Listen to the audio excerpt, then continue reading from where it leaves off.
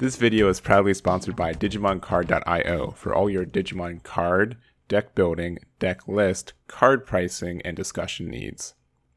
Hey everyone, Eggman here with another video, and today we have a guide to the new archetype released in set 12. It is the Hunter archetype, and it's kind of like a cross art. It's a little bit different in a couple ways, and don't let it deter you, the fact that it is like cross art, from playing it. I think it's a really interesting deck, and it's a lot of fun to play, and that's what this guide is here for you guys. Since it is a little bit interesting, just kind of how the standard procedure works for this deck. There's also a lot of cards introduced for it for just one set, which is really interesting, and I want to go over most of them, if not all of them, for this. And then we also have an example deck list at the end if you guys just want something to build, just to try out the archetype for yourself.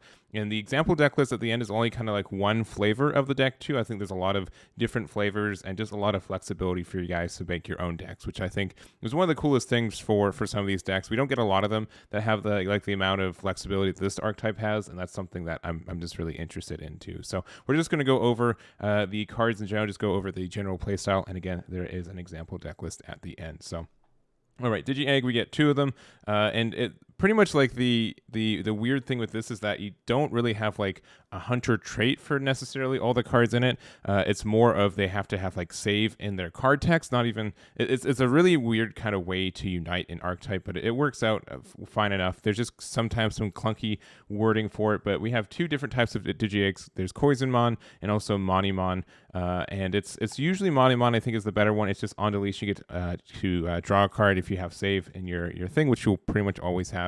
And then also Koizenmon is if whenever you play a Digimon with save, you get to draw a card. So it's kind of like proactive versus more consistent, because a lot of your things are going to get deleted. But Monimon is usually the way you can get both in it if you want to run 5. So I think 4 is enough for this archetype, since it is a little bit quicker at times, and you don't normally go through like more than 4 of your rookies anyways. So those are the eggs, and then we're going to talk about the tamers, which are probably one of the most specific things, or like the thing for this deck. Like if you looked at Crossheart, we got like 3 tamers from from BT10 when the set was introduced. We get like a whole 7 of them for it, and we're just going to kind of go over all of them.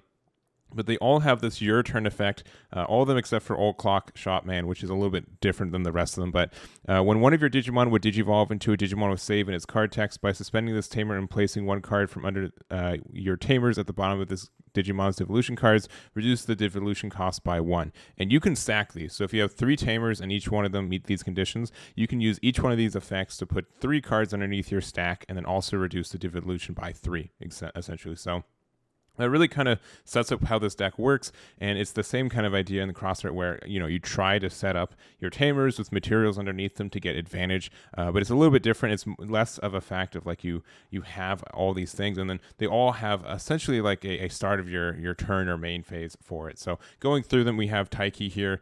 So if you put one underneath there, you get to draw 1, so just a free cycle, and getting these cards underneath your tamers are actually really helpful for you to not only get their your turn effects, but also just a couple other effects that we're going to go over later. We have You, which is the same thing, but you gain 1 memory. Toguru, which is just a memory setter. This one's kind of important for these decks. I don't know if you ever run it at 4, but you definitely want to run it for the fact that you do get to 3 energy or 3 memory every turn, which is not something we normally get from Crossart. We don't really have besides our blue Kariha tamer, which Crossart doesn't always use. It sometimes does, but it's interesting.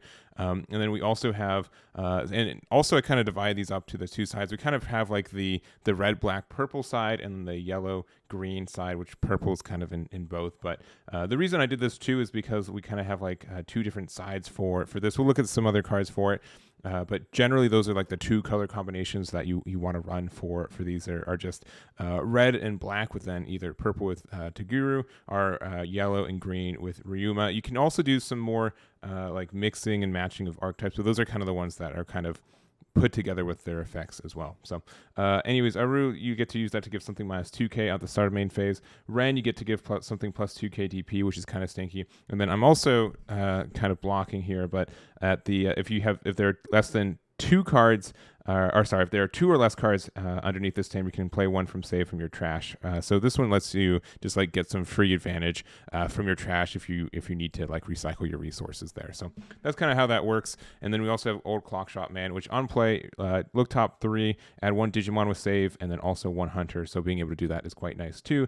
And just the fact that it's a tamer that you get to put out is important enough, because you do get some effects based on just how many tamers are out on the board, which is not something that, again, Crossheart normally gets. Also has a main, if you have 4 or more tamers in play by suspending this tamer, when you have Digimon with save and its card text gains security attack +1 for the turn. So you just, it's anywhere in your tamers, and it just can be 4 or more. So that's kind of the year. So those are the tamers for it. And then we're going to go into, these are most of the rookies for it, where I am missing some, but these are kind of the important ones to kind of show kind of like the color identities for it. So both decks use purple as a color, or can in general. So Gumdramon's kind of like the poster child for what this archetype is in general. So all of these, you'll notice that there's just a lot of special text on most of these cards just to have it work, since it kind of bends the rules for the mechanics for the game, since all these colors are, there's multiple colors running around and just kind of everything like that. But we have Gumdramon, and so all these Digivolve from a level 2 with, whose card text contains save. But on play, by placing 1 Digimon with save in this card text from your hand underneath one of your tamers, you get to draw 1. So being able to get that cycle is great. There's also, on deletion, it just has the normal save, but we'll see others where the save is different. And then also it has Digicross of 2, so 1 Digimon with save in its card text. So you will notice in this deck specifically that there are just a lot of, all these cards pretty much have inheritables that are usually pretty good to go for. Red generally has the popping something with 4k DP or less. Choo, or just the black ones have the gains blocker. Purple just lets you draw cards. Green lets you get the boost, and then also yellow gets the -2k to something on attacking. So generally that's kind of what the color identities for some of these inheritables, but there are some more unique ones down the line too. So then also, some of them do have Digicross, usually the ones with kind of on-play effects. Shoutmon, Choo-Choo-Mon, and Akakimon are just not... No, they're a little bit cheaper because they're also 3 cost, but then the Digicross for 2 means that you get to play these for 2, which is a great way to kind of choke at memory at times, and then also get the inheritables underneath these, which you'll also find out that this is a really complex archetype on its head, just kind of finding it out on the without playing it with there's just a lot of kind of things going around all at the same time. But these inheritables are great, so being able to get a free way to slot in inheritable as well as reduce the cost and everything is pretty solid there. So those are important rookies. And then we have these level 4s, and so there are the tamer level 4s too, which are just the Shoutmon King version, the Damemon, the Yasamon, and also the Apassamon. Both the King version and the Yasamon both have the effect where you can play one of the tamers from the identity for it. So this is the reason I kind of separate it. So Yasamon can play any of these 3 here, and then also the King version can play any of these 3 here off the top of your deck or off your hand. So without paying their memory costs, of being able to set up a tamer is great. It's on play or when Digivolving, and both these cards have a Digicross for 2 for anything with save, which is fantastic. So for 3, you're able to play both a card as well as slot something, as well as put a tamer in play. So that's pretty good value there. We also have the Damemon and the Apassamon. Both these have the kind of same effect where you reveal top 3, and then you get to play one of the 3 on the, again, respective side. So Apassamon gets these 3 over here and 3 over here for the Damemon. So great there in that ways. And you'll notice that a lot of these save mechanics from the level 4s have, you get to save itself, but also place 1 Digimon to save and its card's text from your trash underneath one of your tamers. So you get like a double save, and it doesn't have to be necessarily the card that was underneath the stack. It can be something that you need to recycle anyways. So that flexibility is really nice there. And then you'll see again the color identities. So this gets the 4k or less pop. This gets the blocker also here for the 2 Ormon plus 2k, and also the -2k. So, and then a couple of additional cards that I want to talk about. So Ganemon, and there's also like this whole like the money line, I'd like to call it, but this gives reboot, which is quite nice. Dobermon also gives retaliation with no other effects, and then also Clockmon, which is kind of like the general, since Clockmon and also Old Clockshot Man are kind of just like the bridge between both archetypes.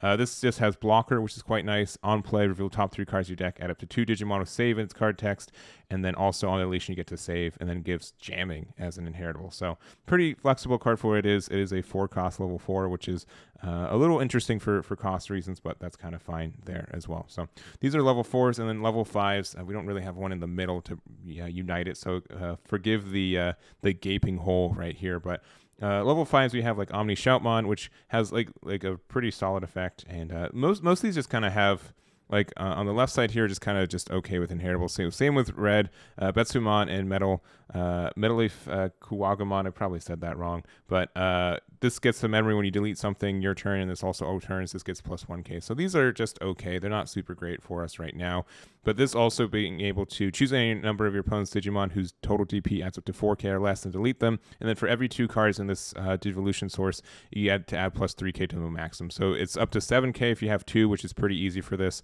And then also if this has 4 more Digivolution cards, you get security attack plus 1. And so kind of like the idea for this too is that, sure, let's say you do like a normal stack, right? You'd go 2, 3, 4, so you'd have 3 sources underneath there, so you get plus 1. But let's say like you go from a level 4 to this guy, and you have 2 or more of your tamers with your sources underneath it. You can reduce the cost of the Digivolve to make it 0 pretty easily, but then also you slot those cards underneath it, which means you get all the inheritables with it, but then also you get to boost the effect of this minus thing. So that's really great there, and I think that's a solid thing. And then also you can combine it with like attacking with like the inheritable of any of the yellow ones to give something minus 2k, and then Digivolve into it to get it in range kind of thing. We also do have like this level 5 thing going on for yellow, which is really interesting. It's Gokumon, the Segumon, and Cho Hakyumon, and pretty much these two are the exact same in a lot of ways. This one just costs 6, and this one just costs 7, but they both have the effect where if something has security attack, either plus or minus, you get to reduce the play cost of 3, so you get to play this for 3, you get to play this one for 4, and then also we also have the Cho, which is really great for being able to, it's kind of like a mini Shine Greymon kind of thing. It's the same as Omni Shout, and if you don't like Omni Shout, you can definitely just flex this one in because it doesn't really matter the color identity for this one. But for every 2 Digivolution cards, you give something minus 3k, and so if you have 4, you can give the effect twice to give something minus 6k outright, or give 2 things minus 3k. And so this kind of scale is kind of a little bit less good than Omni Shoutmon for the things you can get rid of, but it also says your turn when your opponent's Digimon is deleted by dropping his DP to 0, you get to draw a card, which is great, and then also has the inheritable here. So this can be a choice between these two, which one you like more.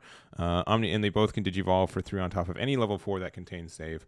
So both effects are good, but just interesting there. And like this kind of works better with the idea of going into. So even like let's say you have something like 7k, right?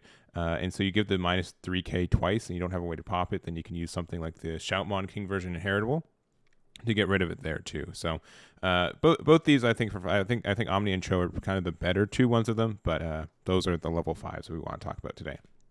All right, and then kind of like the end game line, we kind of have 2 we're going to talk about real quick. There's the Restramon, which is again kind of like on the left side, the black, purple, and kind of line for it. But one, it has this option card, which anyone can use, but I didn't find a good place to put in my slides other than this, so we're going to put it here. So when you have a Tamer with Hunter and its traits in play, you can play this without meeting its color requirements.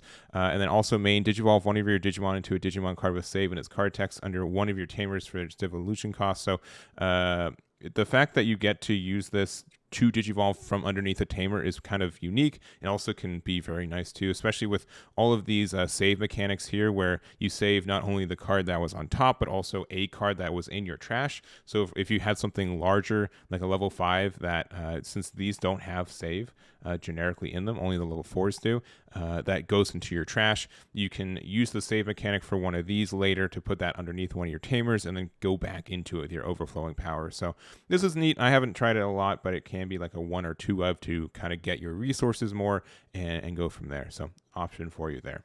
And then also the Arrestramon. So this is a level 4. You Digivolve for 2 on top of any level 3 of save. It has the same save mechanic as all the other level 4s, where you put this, and then also one with a save underneath it as well.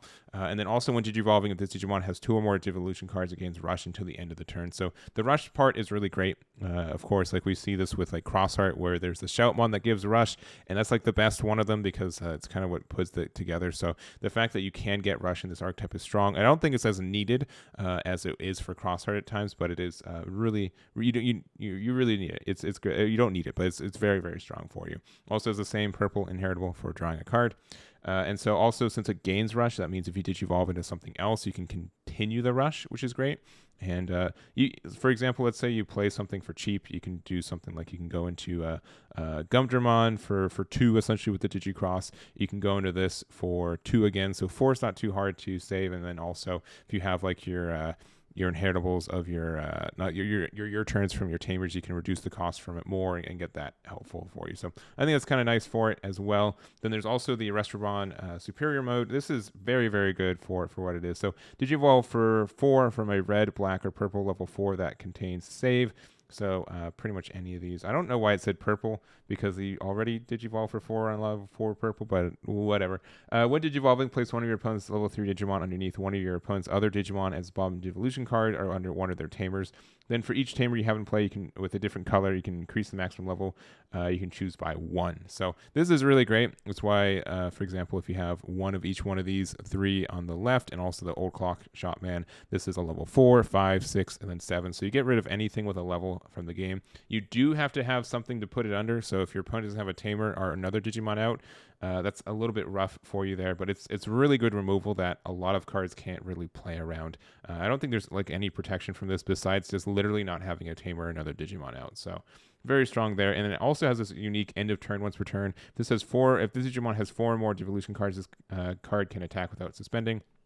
So you can do something where, let's say you attacked with your Restramon, you attack, and then and you can go into this guy, Superior mode, and then you can attack without suspending. So it doesn't matter what state you're in, as long as you can attack, you go for it. So that's a really unique kind of effect for us there as well. So even if you have to Digivolve into this to pass the turn, you can still use the end of turn effect, which is nice. It's kind of like a better but conditional blitz in a lot of ways. So we have that there. So that's the Restramon line. I think this is the more popular one. And there's the Quartzmon line, which you can already just kind of tech this. This is a really mean card and really flexible for what it does in a lot of ways. So we have this other line here. So Psychmon, which is just like another copy of the Gumdramon, essentially, right?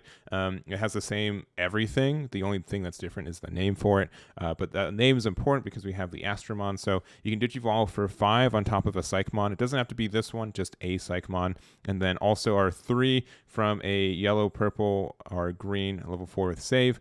And then when Digivolving, you play a level 4 or lower Digimon with save in its description from the bottom of your tamer without playing its memory cost. Then if this has 4 or more Digivolution cards, this may Digivolve into Quartzmon in your hand or under your tamers, reducing the Digivolution cost by 3 instead. So which is important because it has this text of Digivolve 9 for level 5 if the card contains save, but the fact that it just means 6 with the reduction if you're able to go through the full line. But this can just go on top of any level 5, level 6 was, any level 5 that contains save. So that's something for it there. And then this has the effect of suspend all your Digimon except for this, and suspend all tamers, then gain 1 memory for every 2 suspended Digimon and or tamer in play. All Digimon except for this one and all tamers can unsuspend, including your own. And also when attacking, suspend one of your opponent's Digimon or tamers.